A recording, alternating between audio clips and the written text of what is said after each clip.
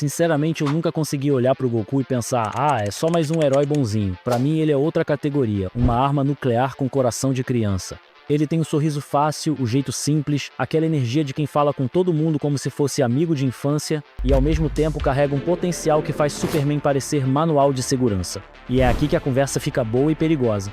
Porque se você pega Hulk, força fora da curva, pega Wolverine, resistência absurda e coloca tudo isso na mão de alguém que ama lutar do jeito que ama respirar, você não ganha só um salvador, você ganha um fenômeno que puxa o caos pra perto. Sem exagero, esse cara é um problema ambulante, só que com boas intenções.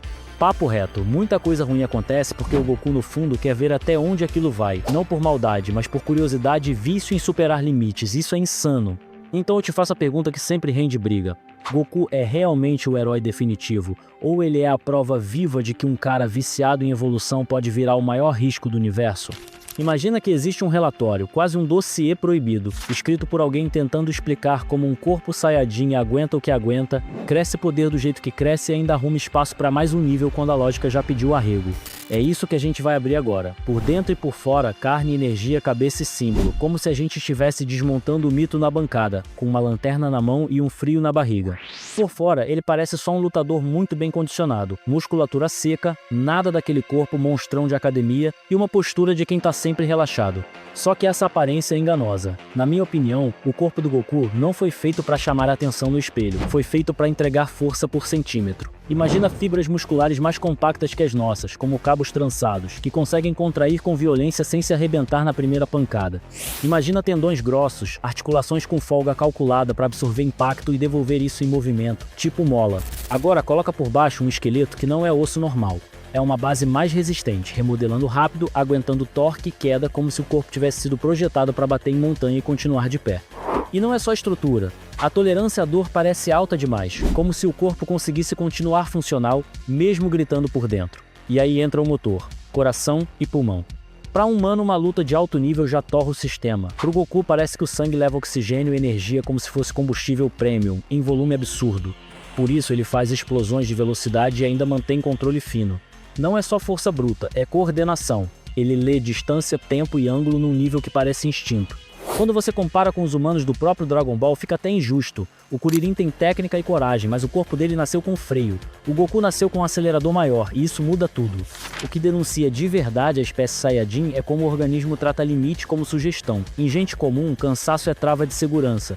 O cérebro te derruba porque prefere te salvar do que te deixar performar. No Goku, essa trava parece flexível. Ele luta no vermelho, cai, respira, volta, e o corpo responde com adaptação em vez de colapso. A recuperação absurda não parece só descanso. Parece uma fábrica trabalhando a noite inteira, fechando microlesões e refazendo energia em tempo recorde.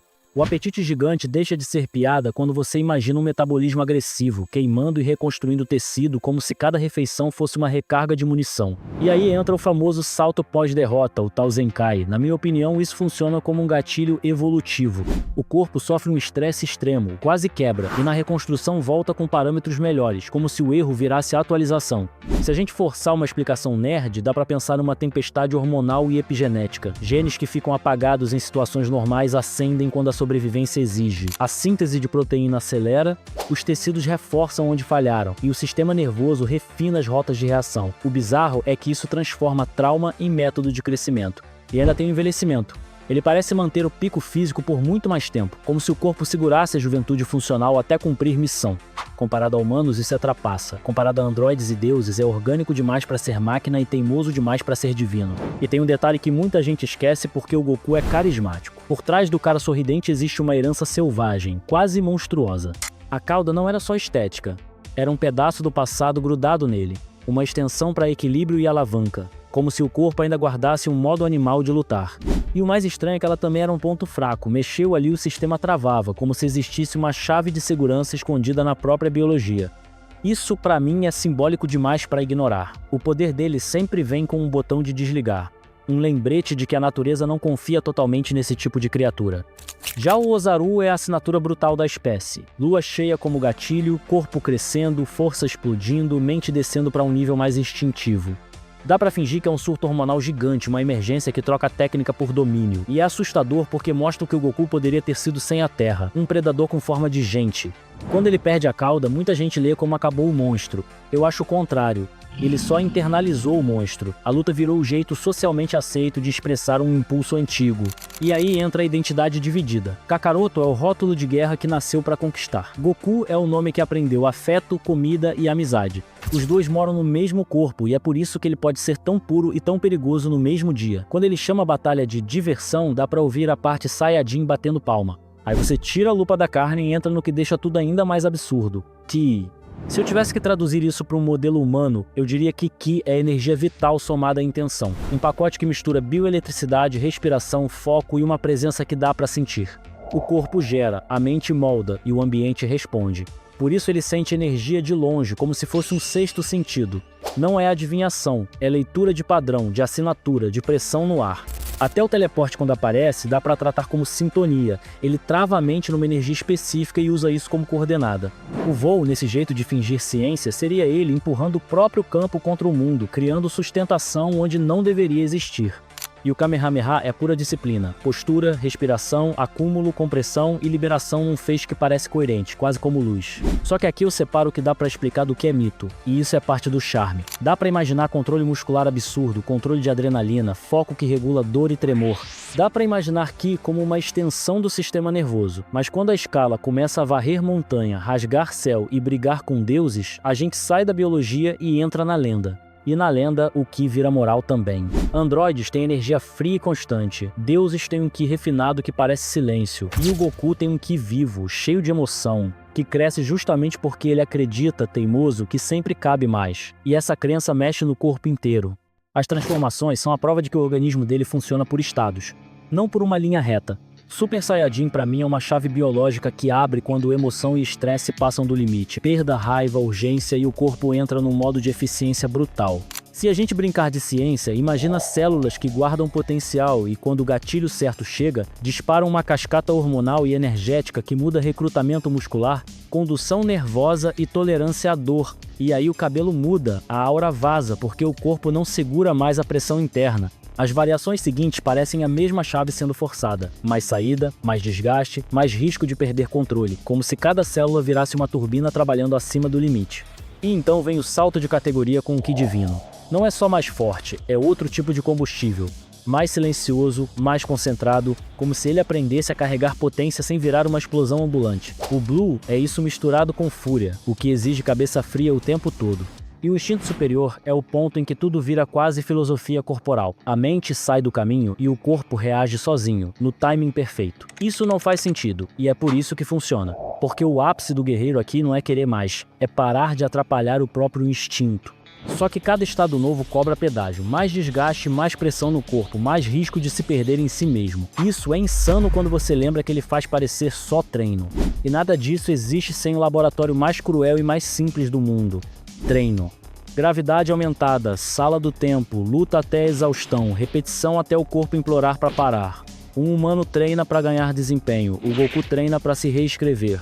Eu imagino o organismo dele vivendo num ciclo constante de sobrecarga e reparo. Mais mitocôndrias, mais eficiência, mais coordenação fina, menos desperdício. Em artes marciais, a gente fala de economia de movimento. Com ele, isso vira economia de energia e de vida. Ele aprende a fazer mais com menos, depois aprende a gastar tudo de uma vez sem se despedaçar, e depois aprende a manter o corpo calmo por fora enquanto por dentro está um incêndio controlado. E o treino não é só físico, é mental. Respiração para baixar o pânico, foco para não tremer, presença para sentir o ataque antes de virar ataque. Isso reprograma reflexo, postura até o jeito de pisar no chão. A gravidade vira professor de humildade porque obriga os ossos, músculos e pulmões a se adaptarem na marra, como se o corpo tivesse que se tornar mais planeta para não ser esmagado. A sala do tempo vira prisão voluntária. Um dia lá dentro é um ano de estresse controlado, um ano de dor virando mapa do corpo, e cada sparring é um teste de limite onde o prêmio é sobreviver e voltar melhor. Na prática, ele faz do próprio corpo um experimento contínuo, e isso explica por que a evolução dele parece tão rápida. Ele não treina até ficar forte, ele treina até virar outro tipo de forte. Agora, vamos falar da cabeça dele, porque é aí que muita gente se engana. O Goku é simples, alegre, curioso, às vezes inocente demais, e isso seria só fofo se ele não tivesse poder absurdo. Porque essa simplicidade vira foco total. Ele não quer status, não quer mandar em ninguém, não quer palco, ele quer lutar.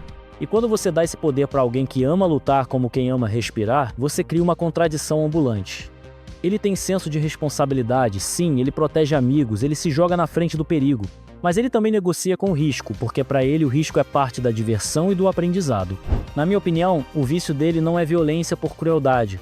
É a sedução de sentir o próprio limite quebrando e renascendo. Só que isso cobra caro, viver sempre um nível acima isola. Quem tá ao redor nunca entende de verdade o que ele tá enxergando numa luta. E ele, por ser puro, às vezes não enxerga o medo dos outros como deveria. Soma nisso a origem, um bebê enviado como ferramenta de conquista a um destino que deveria ter sido monstruoso e uma vida marcada por perdas e recomeços. Ele virou Goku pela Terra, mas carrega Saiyajin como pulsação. Por isso a moral dele é estranha. Ele é bom, só que o bem dele não tem glamour, é impulso. É uma masculinidade sem pose. Não é ser durão por ego, é ser caçador por natureza. E a teimosia dele é falha real. Às vezes ele confia demais que o inimigo vai jogar limpo e isso coloca todo mundo na roleta. E aí alguém paga a conta. Quando você lista os feitos dele, o padrão vira quase um diagnóstico. Ele entra em luta que não deveria vencer, aguenta coisa que deveria encerrar qualquer história, perde de um jeito que vira combustível e volta diferente. Ele já enfrentou o inimigo que parecia catástrofe natural, já lutou quando o corpo já tinha dito chega, já segurou energia demais num corpo que teoricamente era para apagar. E ainda achou espaço para sorrir no meio do caos. Derrota para ele é matéria-prima. E o famoso morre não morre, volta mais forte não é só exagero de anime. É parte da anatomia narrativa do Goku, como se o universo testasse o limite, ele quebrasse e voltasse com a lição escrita no corpo. O problema é o efeito colateral. Toda vez que ele sobe, o teto do mundo sobe junto, e isso chama ameaça maior, porque agora existe um degrau novo para alguém tentar alcançar. É por isso que eu gosto de comparar Goku com outros ícones, não no papo chato de quem vence quem, mas no sentido de que tipo de arma viva isso vira. Superman é poder com freio moral, Hulk é força atravessada por trauma, Wolverine é sobrevivência que não acaba, Homelander é poder sem responsabilidade. O Goku é poder com alegria, e isso é o mais instável de todos, porque a alegria pode virar descuido. Ele não quer destruir, mas ele brinca com coisas que não deveriam ser brinquedo. E quando ele erra a mão, o preço não é só dele, é do planeta, dos amigos, do próprio tecido do mundo. Por isso dá medo e dá admiração ao mesmo tempo. No fim das contas, a anatomia de Goku não é só músculo, osso e ki. É um ciclo que o universo inteiro aprendeu a girar em volta. Um ser criado numa cultura de guerra, enviado ainda bebê, refeito pela Terra com comida, amizade e artes marciais, e transformado no maior ponto de virada da própria realidade.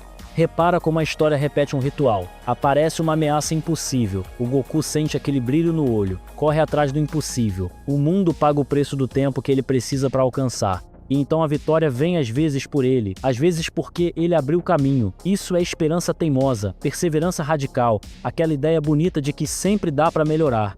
Só que também tem o lado sombrio. Onde ele existe, o conflito parece ser atraído, como se o impossível viesse cobrar ingresso. Ele vira um polo gravitacional de batalha e normaliza a guerra como linguagem. E esse é o custo psicológico de ser o cara que sempre precisa estar um nível acima. Heroísmo sem glamour, vida sem pausa, responsabilidade que ninguém assinou, mas caiu no colo dele. E aí eu te deixo com a pergunta que eu queria ter respondida desde o começo. Goku é só o herói que a gente aprendeu a amar? Ou ele é a prova viva de que um universo inteiro pode ficar dependente do vício de um único homem e ultrapassar limites? Comenta aí com quem você compara o Goku Superman, Hulk, Wolverine, Homelander ou outra arma viva e diz se ele é salvação inevitável ou risco inevitável. Se curtiu essa análise, deixa o like e se inscreve, porque aqui a gente disseca mito como se fosse ciência.